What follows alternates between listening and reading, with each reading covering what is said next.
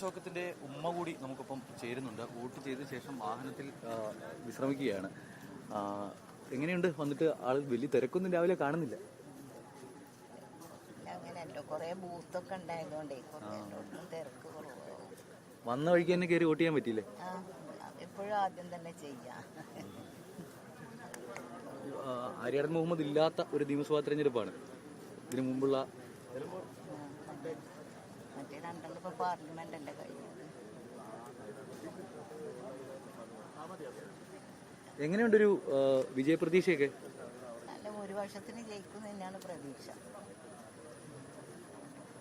വലിയ ഭൂരിപക്ഷത്തിൽ തന്നെ വിജയിക്കാൻ കഴിയുമെന്ന പ്രതീക്ഷ പങ്കുവയ്ക്കുകയാണ് ആര്യാടൻ ഷൗക്കത്തിന്റെ ഉമ്മ. എന്തായാലും ആര്യാടൻ മുഹമ്മദ് ഇല്ലാത്ത ഒരു നിയമസഭാ തെരഞ്ഞെടുപ്പാണ്. അതിനുശേഷം ഒരു ലോക്സഭാ തെരഞ്ഞെടുപ്പും ഒരു ലോക്സഭാ ഉപതെരഞ്ഞെടുപ്പും നടന്നു. പക്ഷേ നിയമസഭാ തെരഞ്ഞെടുപ്പ് നടക്കുന്നത് ആദ്യമായാണ്. ആ നിയമസഭാ തെരഞ്ഞെടുപ്പിൽ വോട്ട് ചെയ്ത ശേഷം മടങ്ങുകയാണ്. വലിയ പ്രതീക്ഷ പങ്കുവയ്ക്കുകയാണ് കുടുംബം. എന്തായാലും ആര്യാടൻ ഷൗക്കത്തൊക്കെ പറയുന്ന പോലെ 15,000-ന് മുകളിൽ വോട്ടിന് വിജയിക്കാൻ കഴിയുമെന്ന ഒരു പ്രതീക്ഷ UDF ക്യാമ്പ് ആദ്യം മുതലേ തന്നെ പങ്കുവയ്ക്കുന്നുണ്ട്. അതിനുള്ള ക്രമീകരണങ്ങൾ അല്ലെങ്കിൽ താഴെത്തട്ടിൽ അതിനുള്ള പ്രവർത്തനങ്ങൾ നടത്തിയിട്ടുണ്ട് എന്നുള്ളതാണ് അവരുടെ